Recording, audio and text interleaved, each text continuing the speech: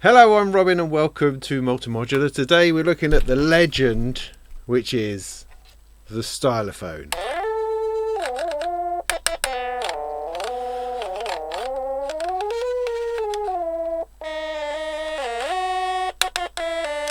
Hang on.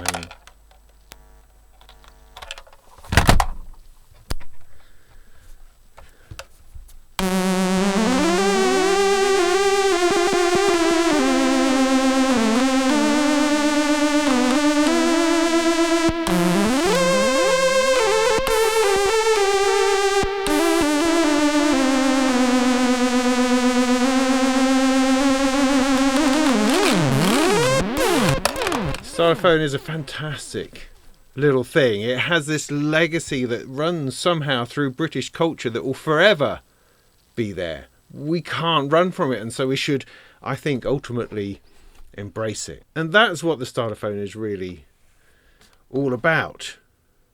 And over the last couple of years, Dubreg have really transformed this brand into kind of a toy plaything thing you'll pick up at a car boot sale or fiddle around with in those gift areas, in a library, in Waterstones and things like that. And you'll pick it up and think, yeah, I know, I'll send that to my dad for Christmas. That's old Stylophone. This is something different. With the developments they've done over the last bit and while, they released an expanded, pulled out, inverted synthesizer version of the Stylophone, the Gen X-1. This is the Gen X-2. It's the new updated version, and what they've done largely is just smooth it out, make it a nicer experience without losing any of the inherent grunge, nightmare, dirt and spit that this thing evidently has. And I think, in a nutshell, what you get is a pretty decent, cheap, it's £69. So this puts it in that small bracket of possible decent synthesizers that you can get for the price of a PlayStation game. There's few of those about. Obviously Behringer has a couple that is thrown into the fray, which are interesting and fabulous in their own sort of way, but this has something else. If you're the sort of person who's going to buy a Stylophone, then you are already tied up in the nostalgia of it. You have already been bought into the idea that I'm getting myself a flipping Stylophone, right? Because you have an idea of what it sounds like and how you want to use it. And that is going to carry you an awful long way into what this synthesizer can do. Because it is now, what it was, we all know what it was. We all remember how it was. And it was essentially a little tiny organ with this scratchy thing at the front. And it was fun. At the time it came out, it was just ballistic. But in more recent times, it's been kind of a fun thing, and people have used it, dropped it into stuff. Why not? It makes a sound. Do that. If you're trying to produce yet another version of Telstar or something along those lines, you just want that organ lead, synthy lead. Go for it. It's a uniquely playable experience. But what Stylophone is now is something infinitely more playable. Now, let's not get too excited. It's not an endless source of potential sound, really. It has its limitations, great whopping limitations.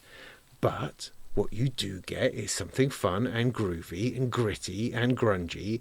And it also has this massive weight of potential that is just never quite realised. And I'll show you what I mean by that. But that aside, it's still a groovy, funky, quite exciting,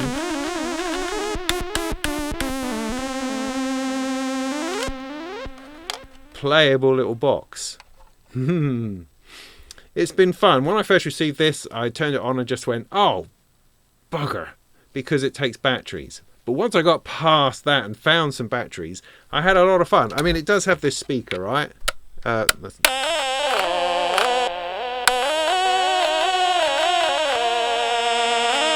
pointing it at my microphone in case you're wondering what on earth am I doing. And it's all right.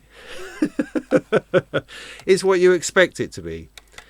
It's okay, but it really then starts to come alive when you plug it through your rig, and that is where this journey sort of starts to splinter a little bit, because the potential of this, what Stylophone appear to have done, is to push it out into a Eurorack in different places. It can become a controller. It can become controlled. It has CV in both directions. It has all sorts of interesting possibilities that you could throw together with that, and then it just doesn't quite pull it off for various reasons. Some of it does, some of it doesn't. So in some ways you circle around it going, oh, this is brilliant, oh damn it, oh damn it. But I think ultimately you keep coming back to the fact that it has this particular sound, and that sound is useful. I did a little jam with this with a little bit of a larger setup a little while ago, which was just brilliant. I absolutely loved it, and it fitted in perfectly, and you can listen to this now.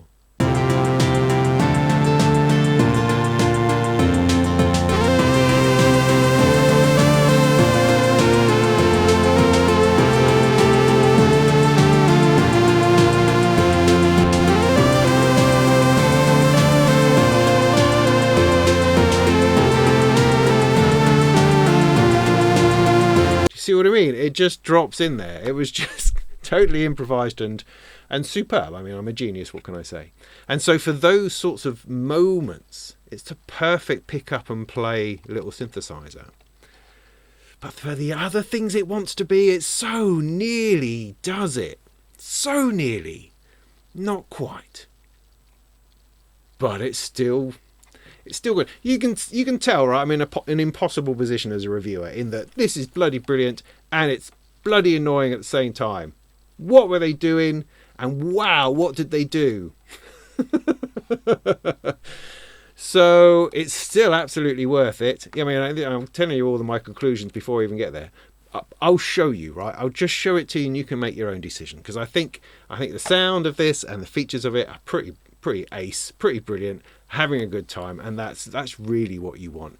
There's just a slight bit of frustration when you start getting to the ins and outs here, because this could have been awesome, could have been so fantastic, and it just isn't quite. But it still has a level of goodness that's worth talking about.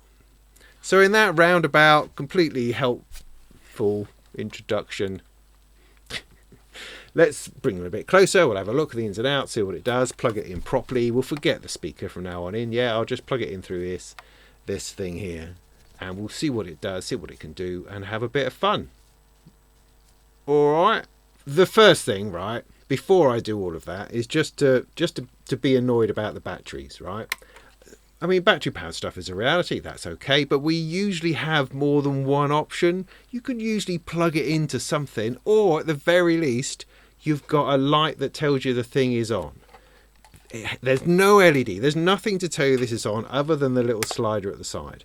And my fear is, because I've scrabbled around to find batteries for it in the first place, is that it's just going to die on me in the middle of doing this review, because it will run out of batteries, and I've got no more batteries and no other way of powering it.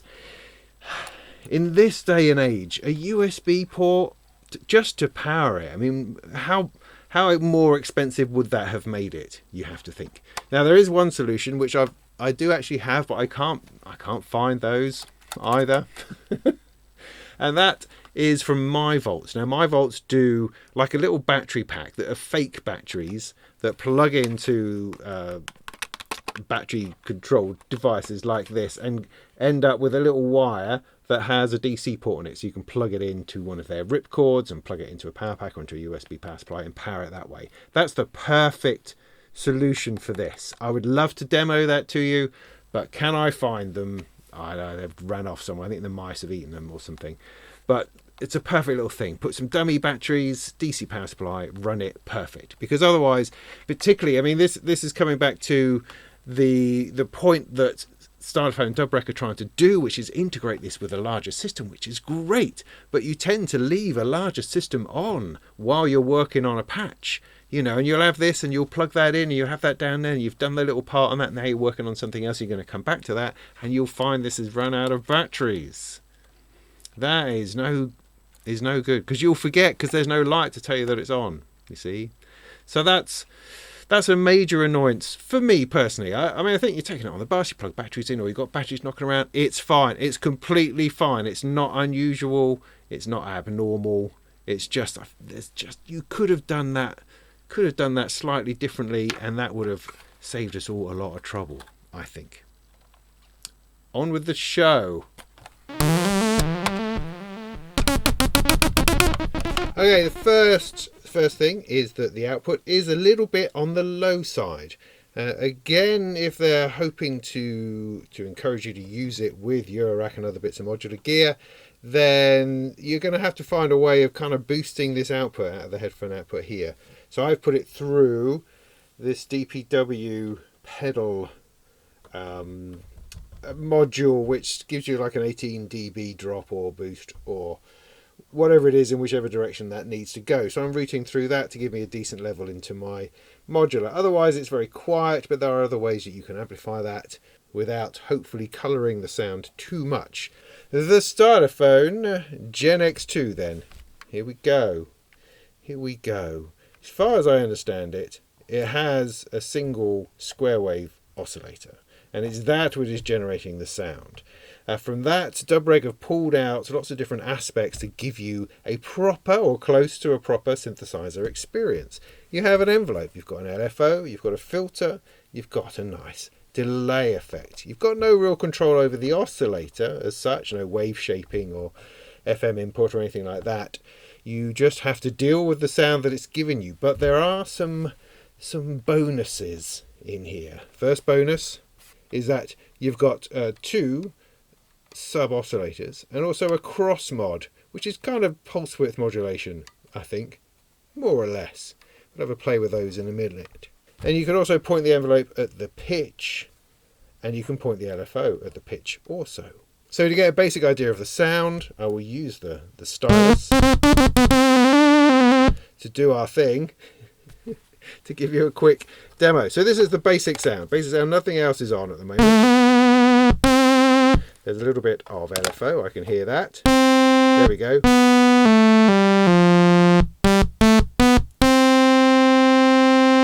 Now with the filter all the way open, if we use the envelope here, if I put the decay and the attack to sort of the middle position, it has absolutely no effect whatsoever. Nothing you do here will do anything.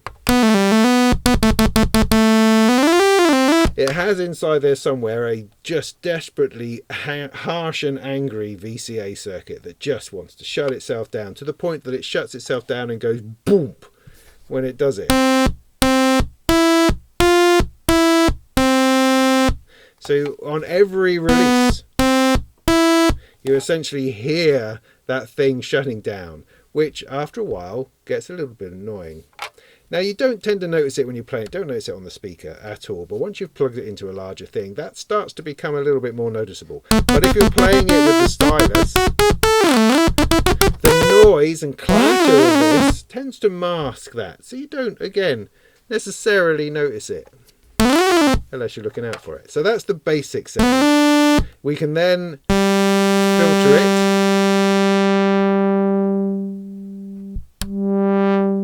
And now the envelope comes into play.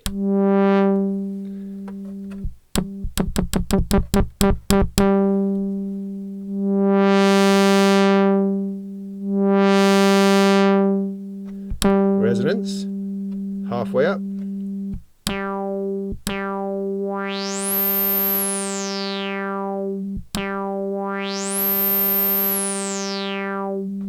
All the way up.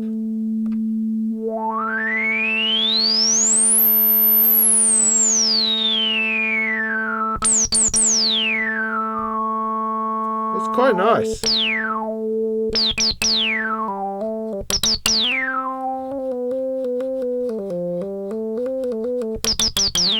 There's one aspect that when you're playing is it tends to push you towards legato because you're looking to move this. It just tends to be how you play it. You don't tend to clatter on it like this very much, but you don't refire the envelope until you do that. So You get a lot of legato playing with an occasional attack into the filter.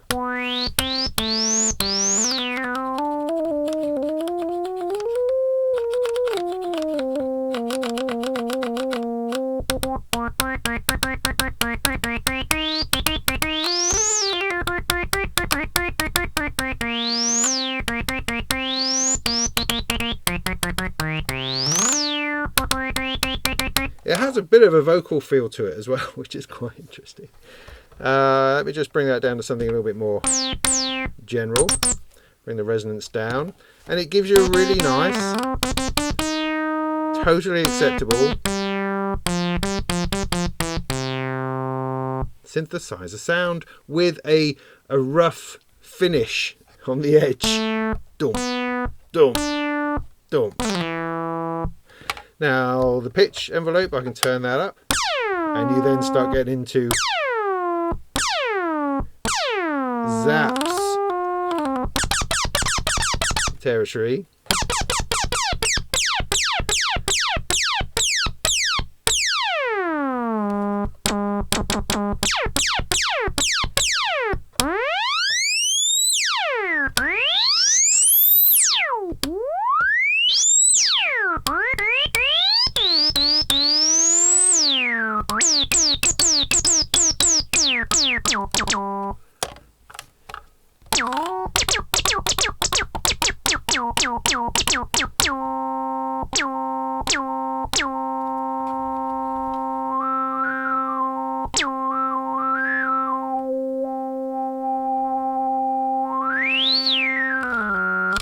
Groovy. I'll take the pitch out for the minute just to keep things a little bit more under control. So the LFO runs to, I think, the just to the pitch. Let's try that out.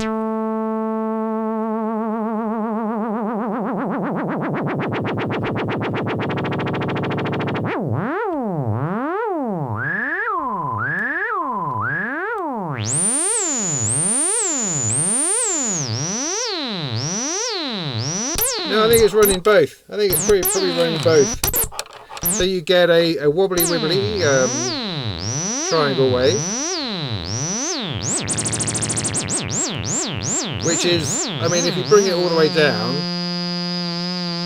it creates a rather wonderful vibrato. So there's your organ sound.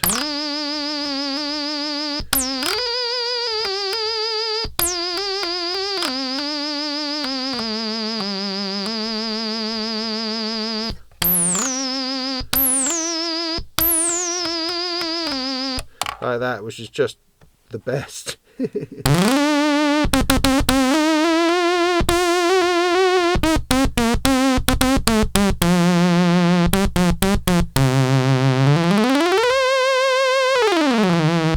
Then there's a square wave, which can give you a little bit of sort of arcade action.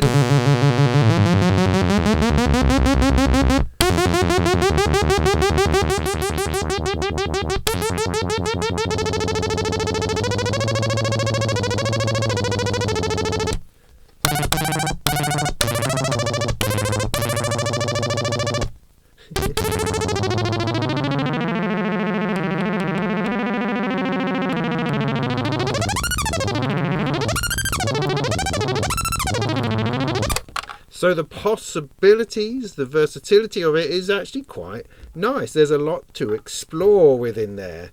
There's also, yeah, let's do the delay. Let's turn the delay on. This is a nice delay circuit. It's nice and grungy.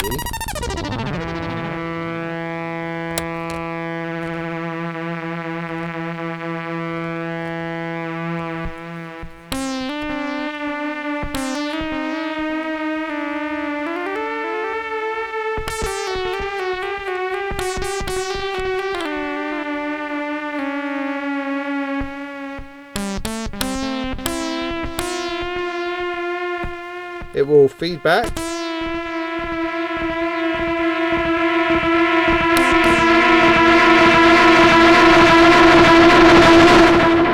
to just gorgeous destruction.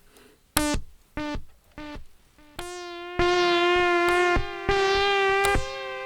just listen to that noise. I mean, I usually like to add noise like that back in later in post-production, but you don't need to do any of it. It's right here in the original circuits. You can bring it all the way back to something very short, which tends to get interesting.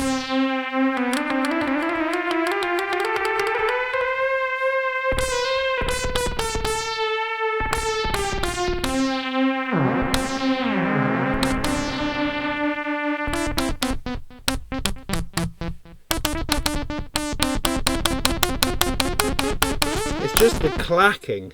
The clacking, man, it's the clacking. But you know, all told, you've got some nice sounds going on there, some fun stuff.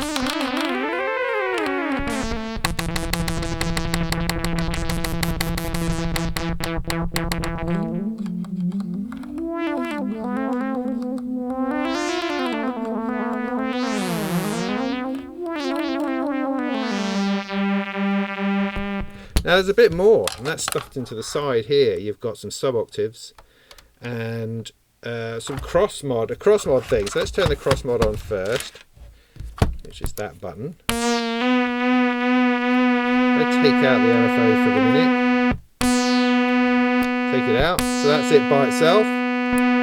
Put that in, and it gives you kind of a detuned pulse width modulation type of feel.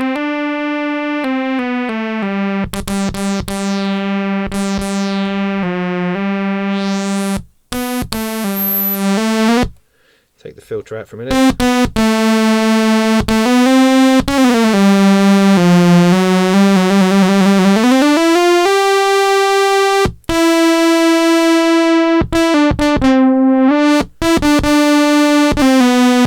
Then you can put in 1 octave below.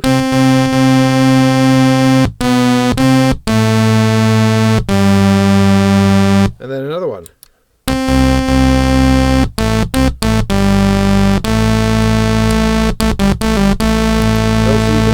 Between what you want to use.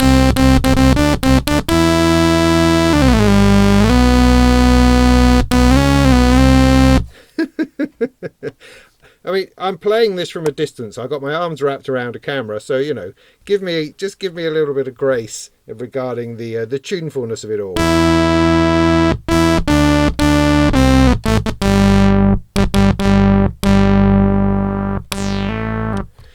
You do lose level quite quickly when you up the resonance. That much is true.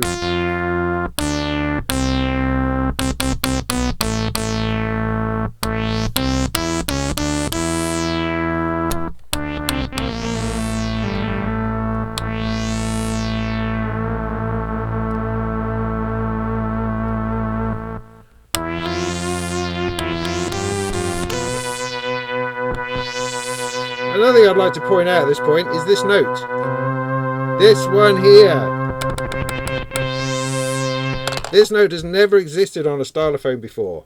I know, crazy, right? This note here, the top C. You've always had just one note shy of 2 octaves. In fact, I can even show you. I mean, this is like an originally kind of half original one. See, well, this doesn't even do anything close. That's 1 octave there, look. Then a couple below and a couple above. So that's completely irrelevant. But the the X1 went all the way up to the B. So you can never quite resolve yourself up to the top, but you can on the X2. So that's a fantastic development.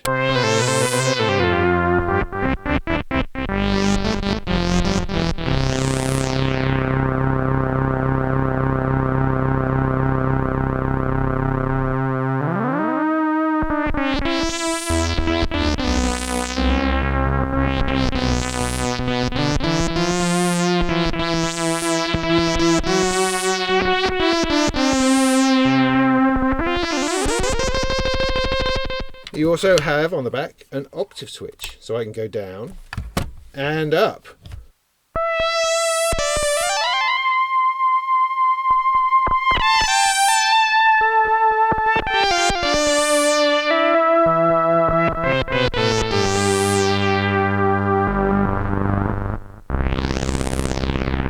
Which is just suitably lovely and fat.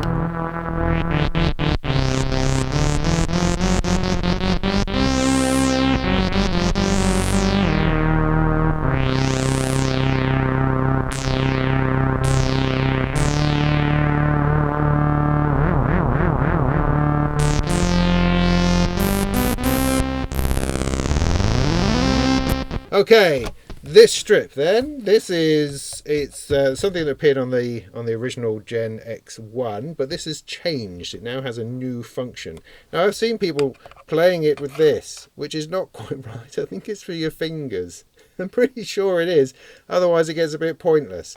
But on the X1 it was like a theremin-like pitch strip, and so you would play it with the stylus. You would just do that because it would replace what you were doing here, whereas this is to complement it. So you need to get your fingers in there, is what you need.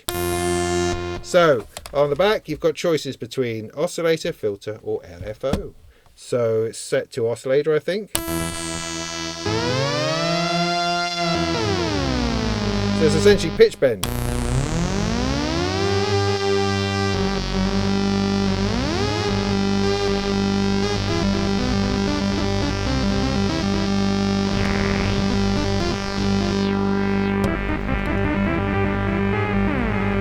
It doesn't re-trigger, so it does nothing if I'm not playing anything.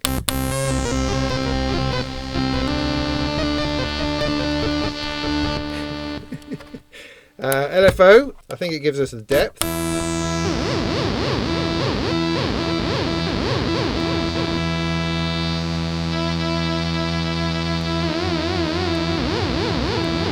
Can you see any of that? Doesn't seem to do anything down this end.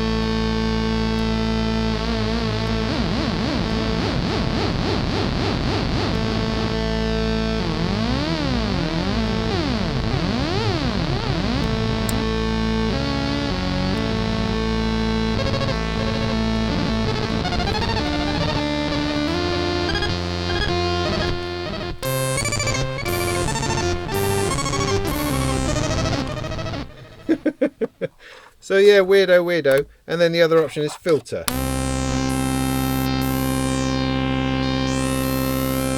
which you can obviously do here, but I guess it gives you an offset, sort of. Put that down a bit.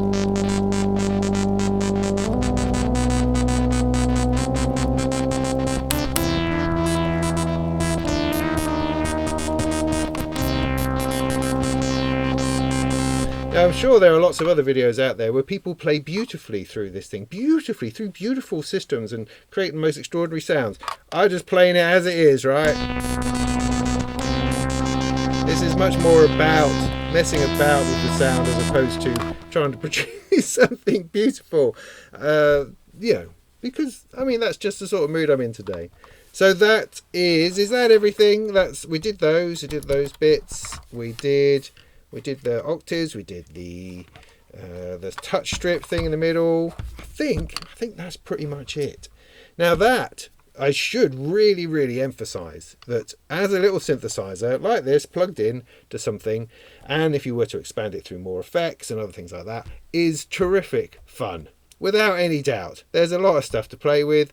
It's a fun, funky, grungy thing. You are trying to cope with the stylus interface, which isn't awesome at all. No, of course it isn't. That would be crazy to think that it was a fantastic thing, but it's interesting and it's instant and it's engaging and it brings you in and it gets quite fascinating.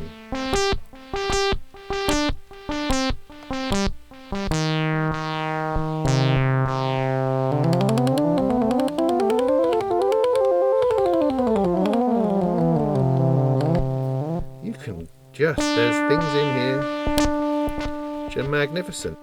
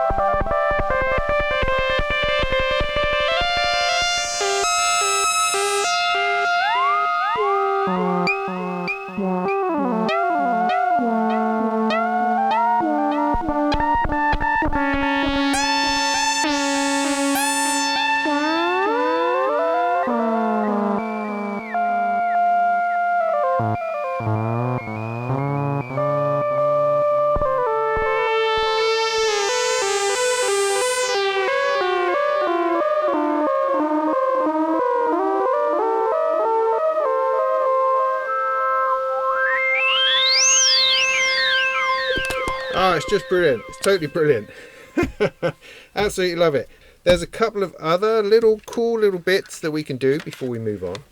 And there's feedback. You can split the output and plug that back into the input. So it has an auxiliary input that you can run through the delay and the cutoff, which we will do in a minute when we start controlling it with CV and stuff like that. But there's a couple of other things too. I mean, one of the things is that there's no keyboard tracking. So if I bring the filter in, calm it down a little bit.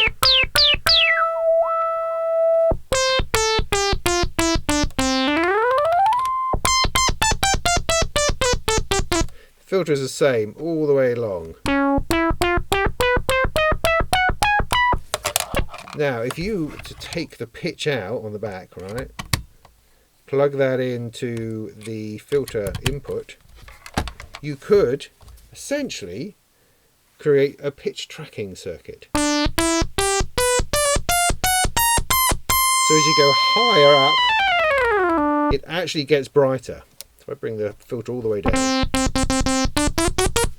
Come back down an octave. So it gets brighter. If I pull that out,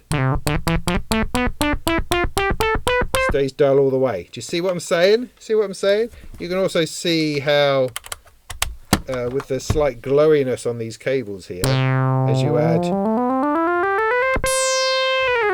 more pitch, they get brighter as more CV is going through, and that's moving the filter.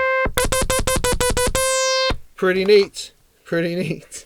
The other thing you can do is there's a drone mode. If you connect the gate out to the gate in, like that, nothing will happen because you now can't gate it. Because it's expecting a gate in. But if you take that out, press on something, and then plug it in, you've essentially got a drone.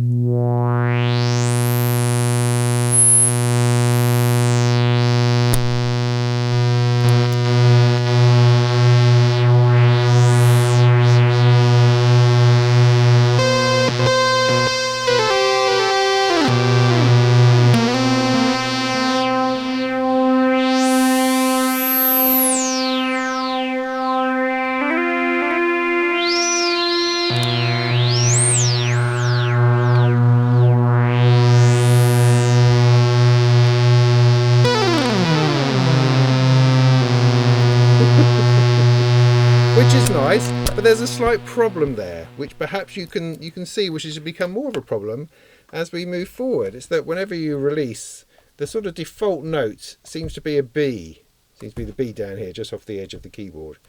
And it's what it always returns to, and that gets to be a bit of a problem, because you're still having to play the thing, even though you're in drone mode, in order to do anything other than play that B. You could tune it from the bottom in order to get a different sound, I suppose. But who knows? Now, let's car crash our way through to the CV ins and outs, because these potentially add an entire level of fantasticness, of absolute awesome stuff, right? And I was so pleased to see it, and I thought, this is brilliant. This is absolutely brilliant. And I'm going to show you why it's brilliant, and also show you why it then just treads on its own laces and smacks itself in the side of the head, which is a shame. But hey, you know, you can't necessarily get it all right on the second go. So let's get into that then. Let's get into that. So it has on the back, right? It has CV out. Pitch and gate. I mean, flipping it. CV out, right? Did you read that? CV out, pitch and gate. Fantastic. So it is a controller. You can control other things with it. And then it has CV in, pitch, gate, and also filter. Brilliant. So it's modulatable, and it's controllable and playable as a flipping device. That's awesome. So what I'm going to do is take a... I've got a module up here called the Monumatic. Up there, Monumatic, this fella here, which is the synthesizer voice, which I'm going to trigger from the Stylophone. In fact, I could probably get both of these going at once. I've got gate and pitch, so pitch and gate, just brilliant. Totally brilliant. I'm totally into that. Totally into that. I'm going to pull the volume down on the stylophone so that I can play this fella here.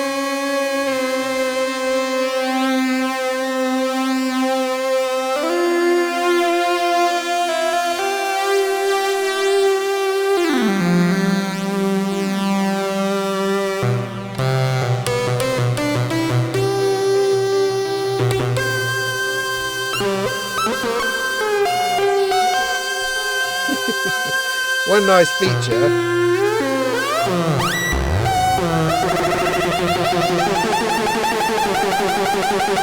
is that the pitch out also includes the LFO. So I can throw that in from here as well, if that's what I want.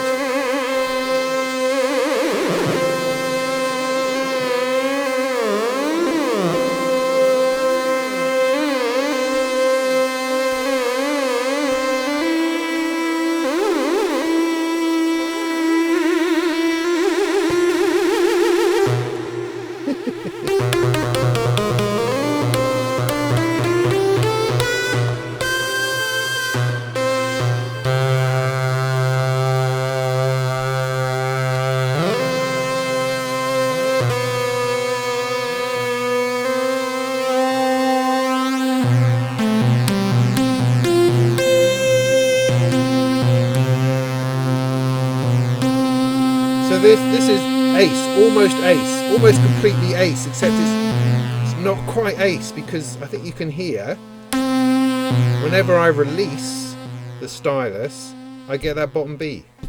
Now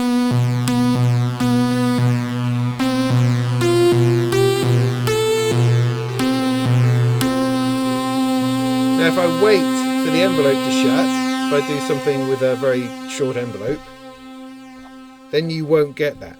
So it's not re-triggering, it's just going back to that pitch. Which I think is also why you get that quite fierce end to a note.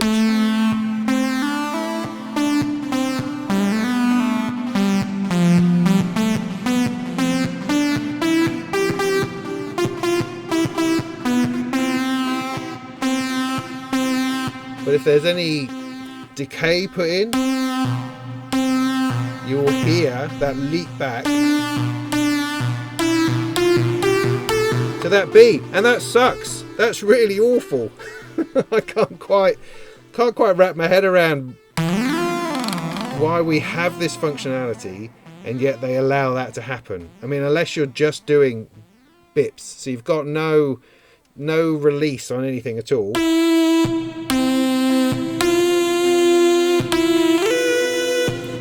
That's the one saving grace. If you turn the release down, you've got nothing going on after you release the gate, then you get away with it.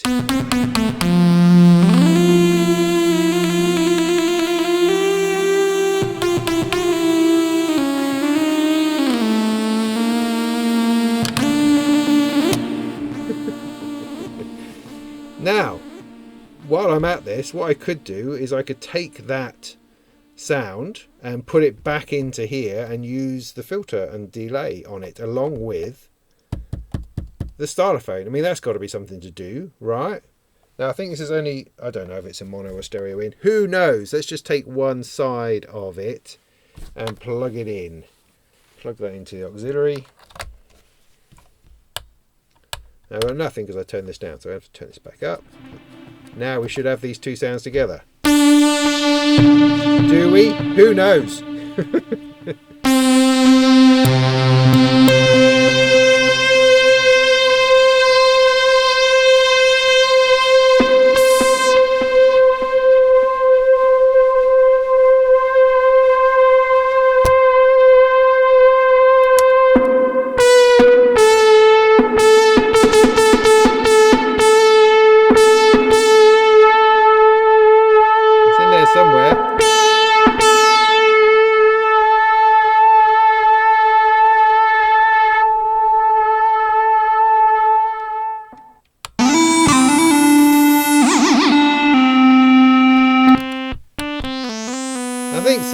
think we're getting the impression, right? So this is the stylophone, then this is the other thing, which is over loud, coming back in.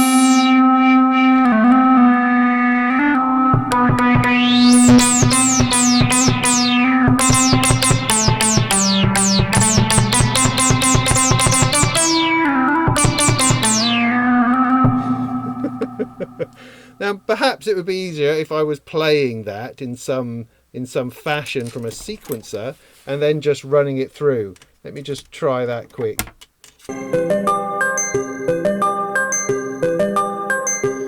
Okay, so that's an organ sound from the Monumatic.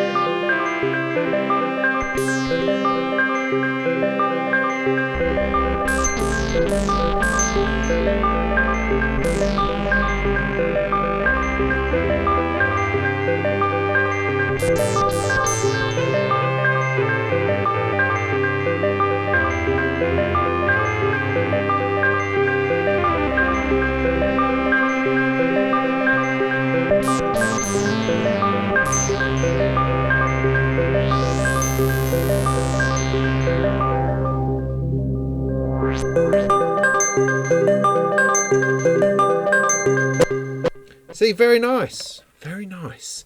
You know, every time you sit down and play with it, more possibilities throw themselves at you, and you just go, well, that's actually really nice. And having worked around that dropped B problem, at least for now, by using a low release, then, you know, I'm again feeling that perhaps this is all right. Perhaps this is going to go. Perhaps this is better. However, there's more sort of things we can plug it into to see whether it really is useful or not. So let's try another different sort of module. So gate and pitch. This is gate.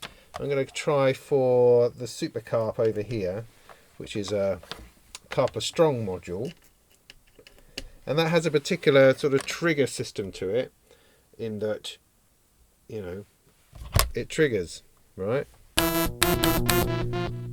Okay, so let's pull the volume down.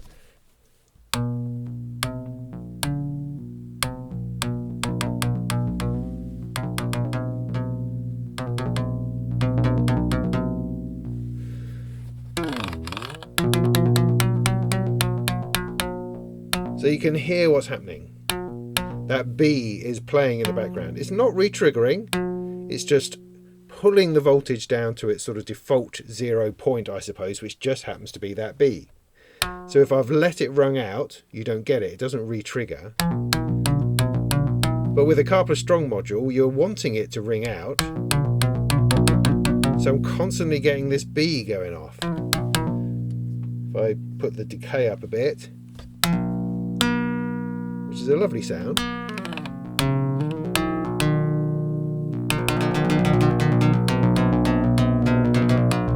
And obviously if I'm trying to play with that B,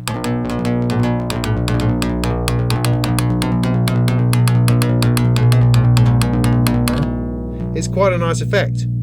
But I ain't wanting to play with it. I want to play something a nice D minor over here.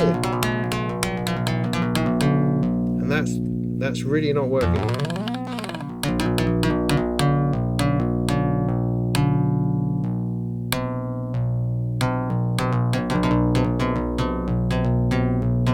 And that's a shame. That's a shame. Not quite sure what to do about that.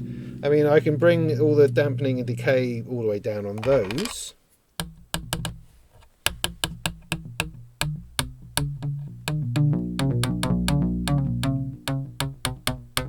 So I just get the smallest sound, then that's a possibility.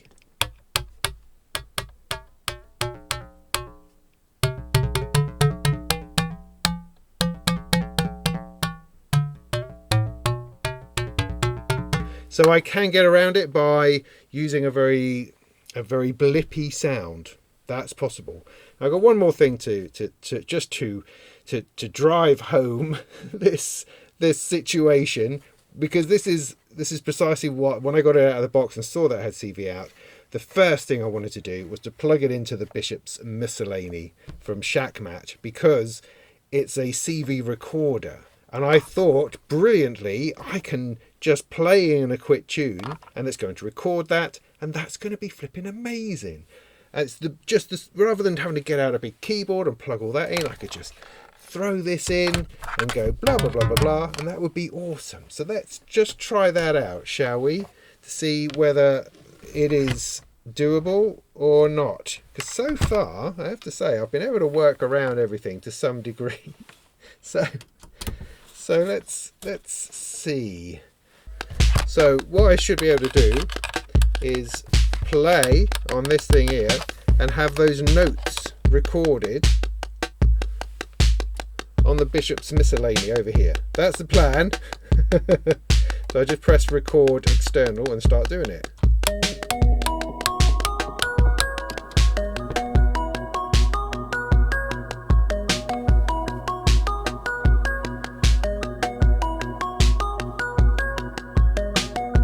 That's pretty brilliant, except it's got that B in. Can you hear that B?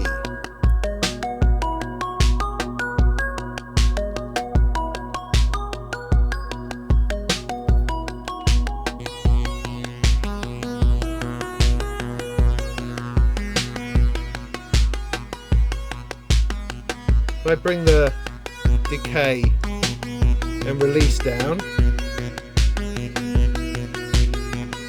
still there. Let's play something which is not. I managed to somehow record something in absolutely the right key.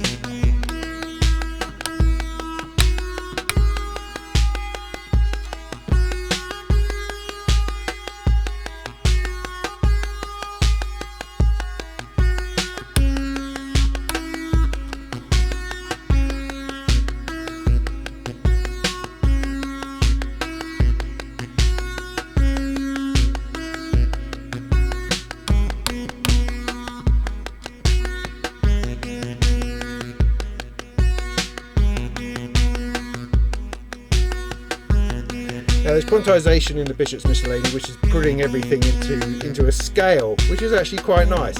But you can hear that bottom B is being recorded and it's being quantized into something that's useful, which is cool. But I don't want it. It's not what I played. You know, I played something up here.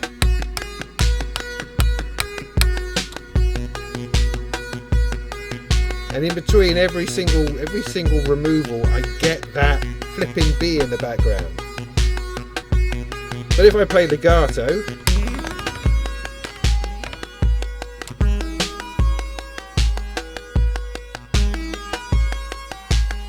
it's all right,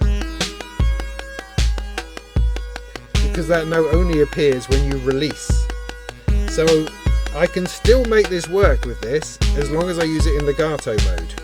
So it's not a total loss. Not a total loss. There is truth and justice and possibility here. Alright, so I think I've made my point. That while the facilities are fantastic, and I love the fact that it has CV gate on there, it has this desperate flaw which makes it not entirely ruinous, but difficult to really use. You know, I'm now, something which I thought I was going to have to hand at all times, I'm now going, because it's not going to work with the Bishop's Miscellany, particularly. It could work with other things. It still operates fantastically as its own lead instrument and potentially with something else running alongside it. Yes, of course, it could control those things, except for that B in the background. Oh, something I should mention as well, that when you plug something into it, the envelope stops working. Right? Let me turn this back on. Here we go. Okay, got that, yeah? If I plug something into the gate output, so I'm running another synth, the envelope disappears. So part of the problem I was having when I'm bringing an external thing in to match with it, the envelope was then, I could use the filter and the delay, but the envelope was gone, which was weird and was making it just a little bit different. So that's just a weird thing that I noticed, alongside the other kind of weird things that I've noticed. Alright, let's do it the other way around, which is to feed it a sequence. Let's go pitch into here, gate into here, and let's see what happens, eh? So I'm going to run a sequence from the Caress of Stars over here.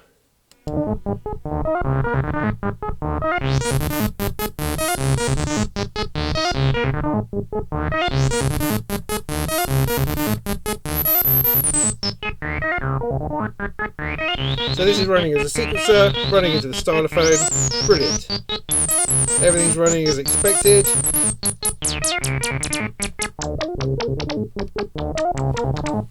And this, of course, gives it a much better synthesizer experience, because I'm not fanning around with this stylus business, which is great. You know, I don't mean to cast shade at the stylus. It's just that this feels far more musical at this point.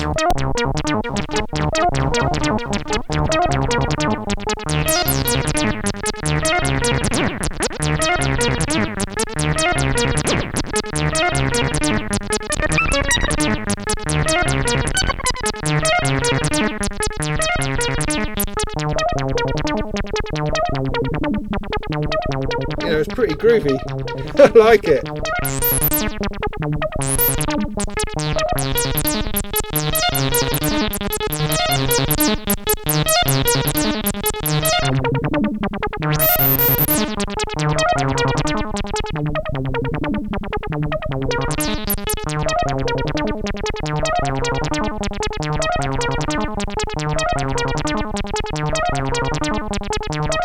I can also take a third channel, put that into the filter input.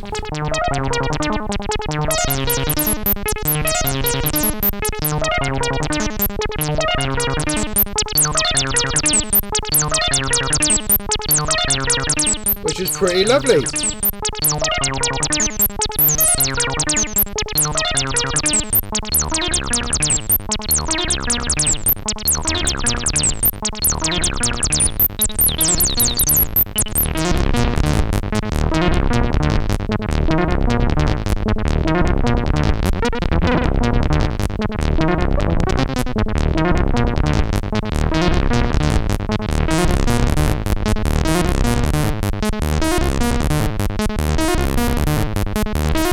The thing is, we're still getting a little bit of trouble with our B if I bring the tempo down.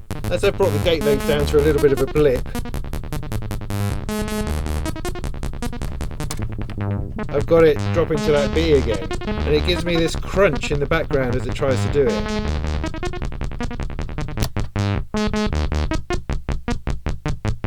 But it's alright, it's alright. Alright, one more bit of torture for this poor old thing is to play it from a keyboard.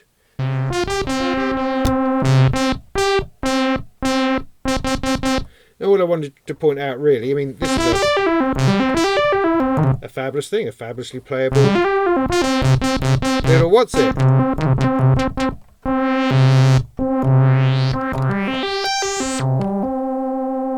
Nice, lovely. But one thing it does highlight is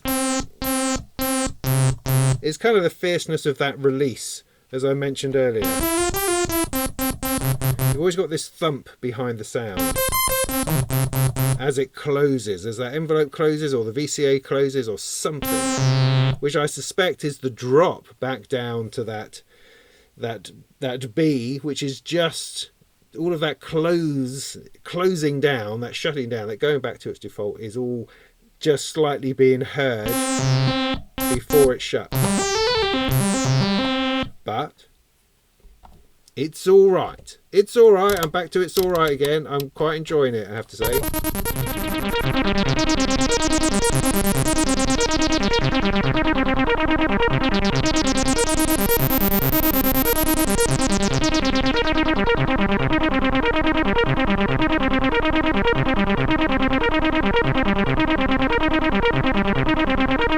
If I take the picture out, plug that into the filter, does that do a thing?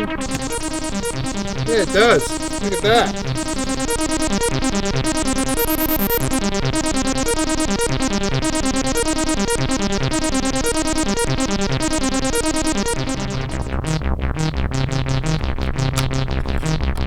This doesn't do anything at this point.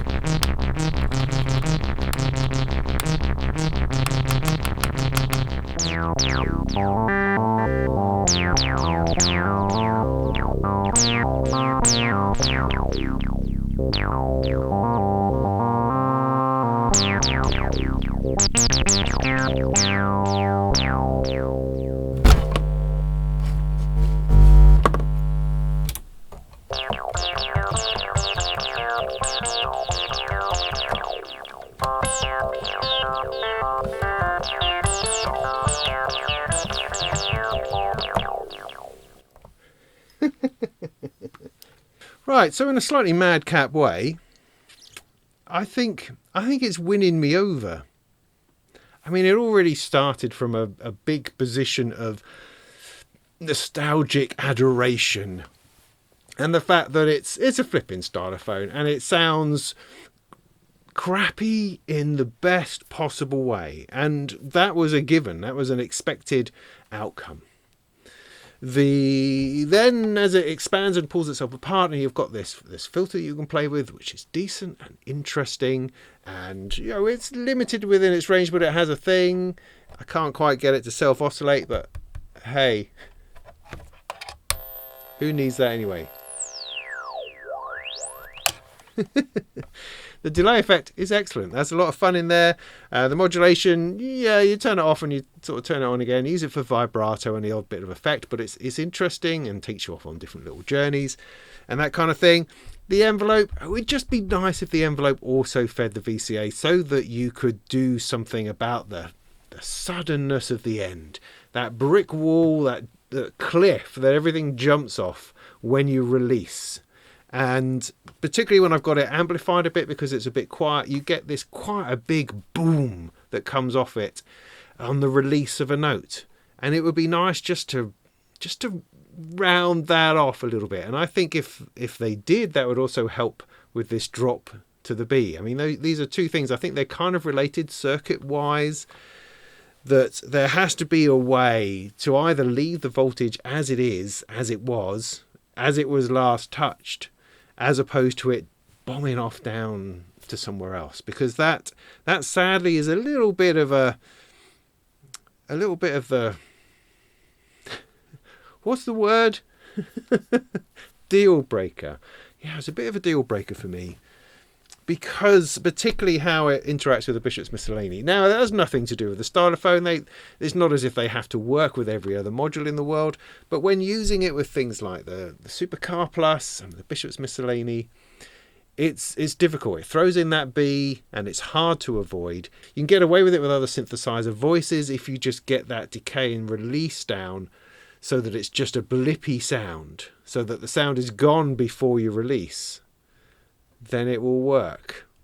But that's a bit of a heck of a workaround, really, and very restrictive. Very restrictive.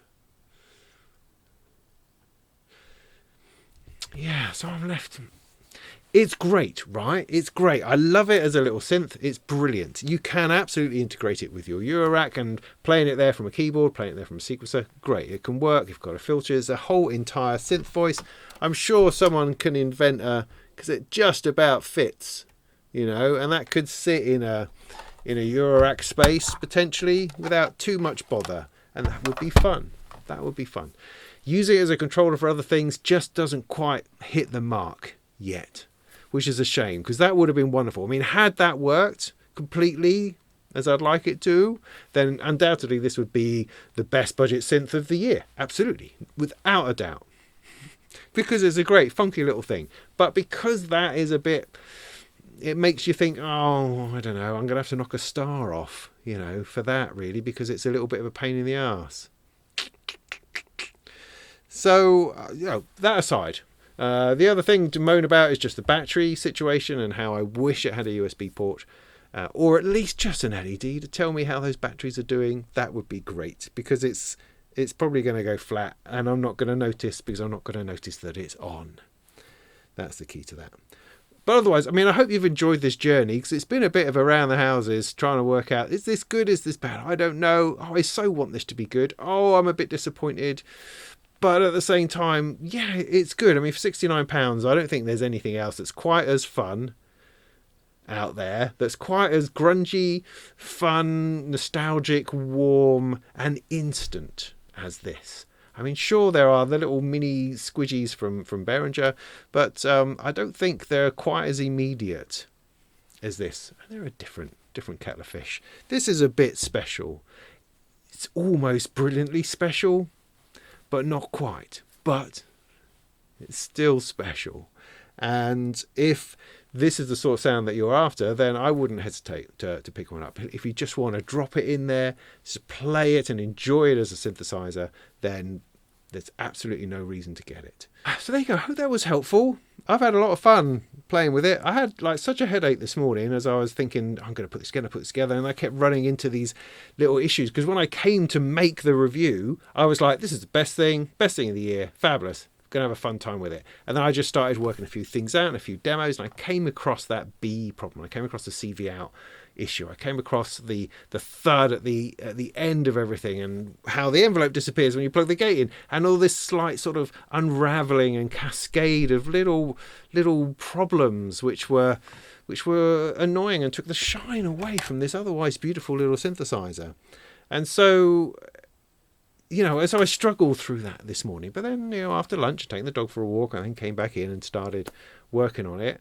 And I think it's won me over, as I say, despite those few little problems that it had that I was a little bit angry about at the beginning of this review. I think if you stuck with me to the end, you can see that I got a lot of love for this thing, and I think it's a cool little box. And if you'd like to come and try it out, then you can try it out at the next Synth Picnic, which are every month now in Norwich, with a bit of luck. Check out synthpicnic.com, and you can come along and try it out for yourself to see what you think. I think that's a good idea. And if you've enjoyed this video, please think about supporting me on Patreon. It's superb that people are prepared to give me a little bit of money just to help support the channel and keep it going, because it really doesn't make any money in any other way. Nobody pays me. Stylophone haven't paid me to make this video, evidently. But they did send it to me, which is really, really nice of them. But otherwise, I really need your support, so please do consider giving me a couple of quid on Patreon. That'd be great. Otherwise, you know the business. Subscribe, hit the bell for notifications, and I will see you soon. So, in the meantime, go make some tunes.